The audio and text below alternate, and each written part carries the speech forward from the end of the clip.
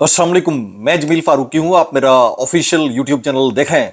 आज मई 2025 की 28 तारीख है, बुध का दिन है जिस वक्त ये वीडियो रिकॉर्ड हो रही है। पाकिस्तानी वक्त के मुताबिक दोपहर के 2 बज चुके हैं। मेरी अंडरस्टैंडिंग में, मेरी नज़र में अब तक की 3 टॉप स्टोरीज, बड़ी खबरें, टॉप डेवलपमेंट्स हैं जो मैं आपके साथ शेयर करना चाहूँगा। सबसे पहली और बड़ी खबर अडियाला से, जिसके वकील यानी 25 करोड़ अवाम के मुर्शिद यानी कप्तान यानी कैदी नंबर 804 यानी इमरान खान साहब के मामले के ऊपर अब टाउट सहाफियों ने बाकायदा ये कहना शुरू कर दिया है कि he is done. Is he done और नॉट, इसके ऊपर बात पब्लिक ने करनी है, ना कि टाउटों ने करनी है। और इस मामले के ऊपर जो लावा है वो इतना शदीद हद तक पक चुका है कि असल तूफान तो अभी आने लगा है। और तूफान किस नौयत का हो सकता है, कहां कहां के ऊपर, किस किस लेवल के ऊपर पाकिस्तान तहरीक इंसाफ की मरकजी क़यादत में इस वक्त शदीद गुस्सा पाया जाता है। क्या इसको वो असल गुस्से में ट्रांसलेट कर पाएंगे, नहीं कर पाएंगे, इसकी डिटेल्स क्या रहेंगी वो मैं शेयर करूंगा। इमरान खान साहब ने अडियाला जेल के अंदर से जो पैगाम दिया है वो पैगाम सुनने के लायक है, वो पैगाम इग्नोर करने के लायक बिल्कुल नहीं है। उसके अंदर से क्या निकल सकता है वो शेयर करूंगा। अंसार अब्बासी साहब की स्टोरी हमेशा से सबको पता है कि प्रो एस्टैब्लिशमेंट होती है, एंटाई इमरान खान होती है। अब भी वो यही कह रहे हैं और वो इस तरह से बारहा कहकर क्या साबित करना चाहते हैं, उसके अगेंस्ट जो दूसरे साफी बोल रहे हैं वो क्या बोल रहे हैं, उसकी डिटेल्स क्या है वो भी मैंने शेयर करनी है। फिर आज 28 मई को यौम तकबीर के नाम से मनाया जाता है। बड़ी अच्छी बात है।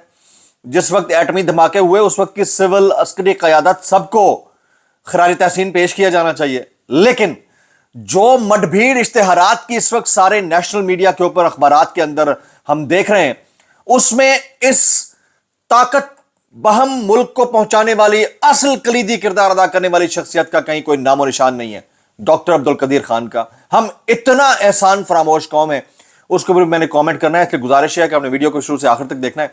एक और गुजारिश, अगर आपने चैनल नहीं किया अभी तक सब्सक्राइब जरूर सब्सक्राइब कर लीजिएगा। बेल आइकन यानी घंटा या घंटी अपने अंगूठे उंगली साथ रखे डंडे से दबा सकते हैं। इसके अलावा व्हाट्सएप चैनल का लिंक हर वीडियो डिस्क्रिप्शन के अंदर मौजूद है, जाकर उसको क्लिक करके ज्वाइन कर लेंगे। आपका हमारा राब्ता बेहतरीन तरीके से हो सकता है। इससे पहले कि मैं आपको एक अदद बड़ी अच्छी तस्वीर दिखाऊं और उस तस्वीर के अंदर से एक बड़ा बुरा शुगुन दिखाऊं, आपसे गुजारिश है फॉर्म 47 के वज़ीर आज़म के फरमुदात के ऐन मुताबिक जो भी मैं तस्वीर दिखाने लगा हूं उसमें एक आम शख्सियत को शामिल ना करने के ऊपर आप एहतजाज रिकॉर्ड करवा दीजिए। मैं भी करा देता हूं।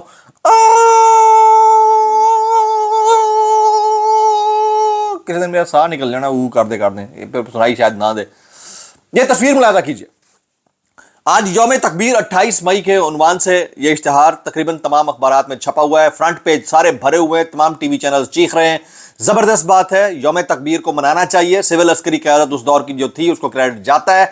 लेकिन इस मुल्क में एटमी ताकत लाने वाली 2 शख्सियात, एक जुल्फिकार अली भुट्टो और दूसरे जो सबसे अहम कलीदी किरदार अदा करने वाले थे वो थे डॉक्टर अब्दुल कदीर खान।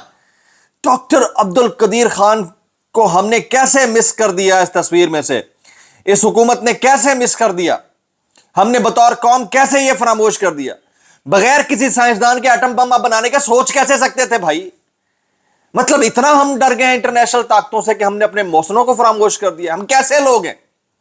इसमें आपको कहीं कायदे आजम की तस्वीर नजर नहीं आएगी, कहीं अल्लामा इकबाल की तस्वीर नजर नहीं आएगी। इसमें आपको मियां नवाज शरीफ साहब नजर आ रहे हैं, इसमें आपको शहबाज शरीफ साहब नजर आ रहे हैं, और इस वक्त की जो हालिया अस्करी क़यादत है वो भी मौजूद है। लेकिन डॉक्टर अब्दुल कदीर खान मौजूद नहीं है। मैं तो इतना कहना चाहूंगा, भाई ये कैसे कर लेते हो यार। कौम इतनी बेवकूफ तो नहीं है।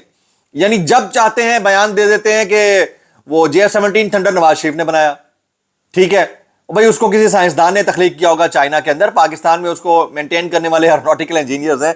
मतलब हद हो गई है। और एटम बम भी किसी पाकिस्तान में किसी साइंसदान ने बनाया होगा भाई, और नवाज शरीफ साहब ने खुद नाटबोर्ड कसे सी होते।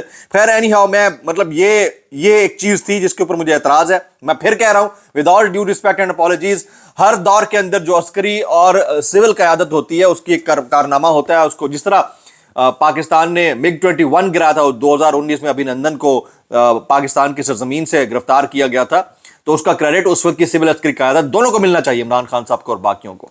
अभी जो कुछ हुआ उसका क्रेडिट मिलना चाहिए, लेकिन जो असल रूह रवा है उसको हम और आप कैसे भुला सकते हैं भाई। ये वो बात थी जो मैंने आपके सामने रखनी थी।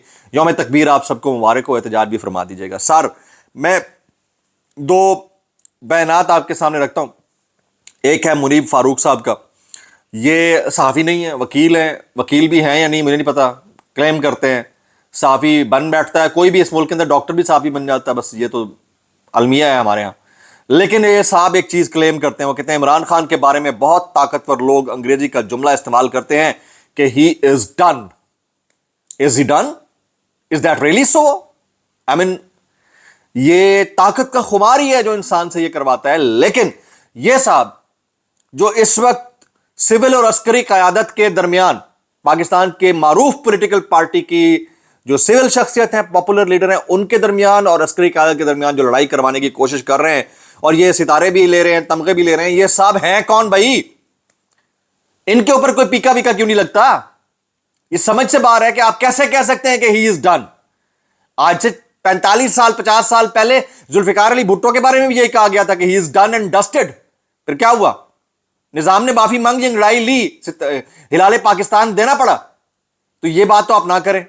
لیکن آپ کی شکلیں ہمیشہ یاد ہیں, اور یہ والے جملے سننے کے بعد بھی اگر تحریک انصاف کی مرکزی قیادت ہوش کے ناخن نہیں لیتی, ریالٹی چیک نہیں کرتی, کوئی اسٹریٹجی یا لاہ عمل نہیں دیتی عوام کو, تو آپ کے اوپر بھی تف ہے بھائی جان. بس میں اتنا کہنا چاہوں گا.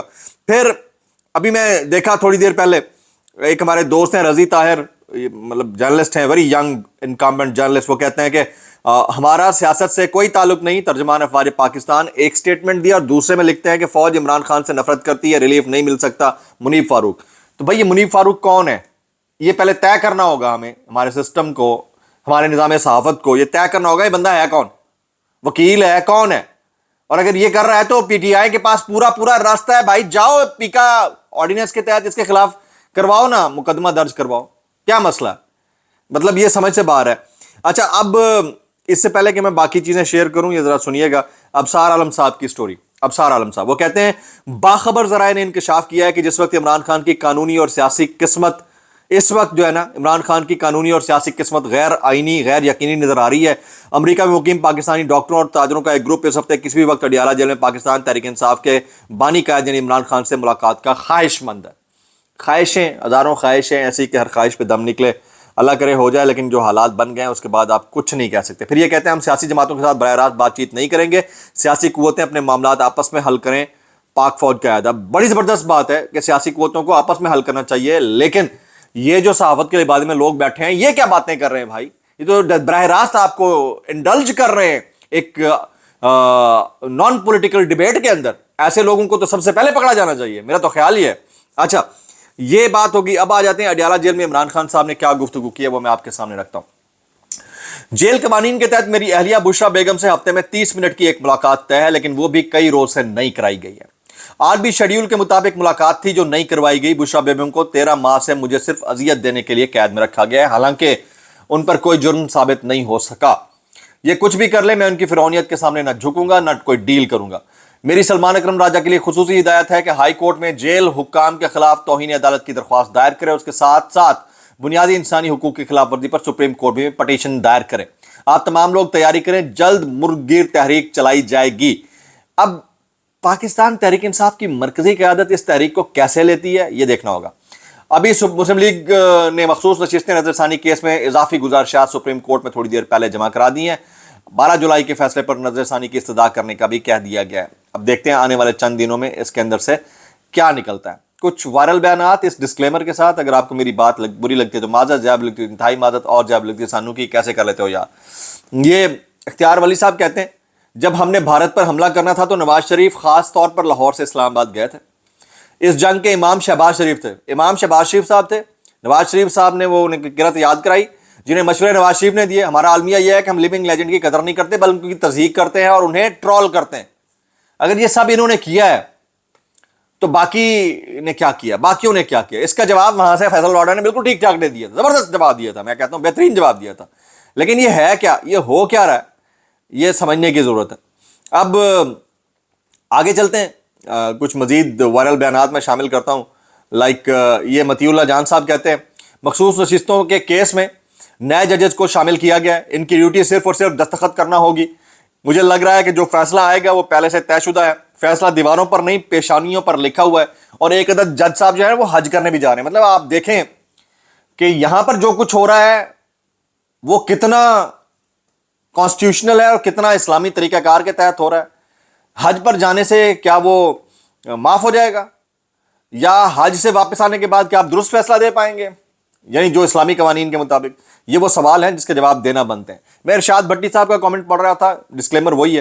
वो कहते हैं शहबाज शरीफ की पेशकश और कौमी यकजहती पर पहला वार मरियम नवाज ने किया जब उन्होंने सरगोदा में जहर आलूद गुफ्तगू की। उन्हें ऐसी बातें करने की जरूरत ही क्या थी? इंतशार तो मरियम नवाज ने फैला दिया, तकसीम भी मरियम नवाज ने पैदा की जब उन्होंने कहा कि मोदी और तहरीक इंसाफ का जुर्म एक जैसा है। लेकिन जिसको मोदी का नाम लेना चाहिए था, मोदी का नाम लेकर ललकारना चाहिए था, जिसने मुबैना तौर के ऊपर नून लीग वालों के मुताबिक बड़ी दयानतदारी के साथ जंग डिजाइन की थी, उसने मोदी का नाम तो नहीं लिया। इसके ऊपर कोई कुछ कहना चाहेगा? मैं इतना कहना चाहूंगा, भाई कैसे कर लेते हो यार, कैसे कर लेते हो यार। व्लॉग से इतना ही, दुआ में याद रखिएगा। अस्सलाम वालेकुम वरहमतुल्लाहि वबरकातुहू।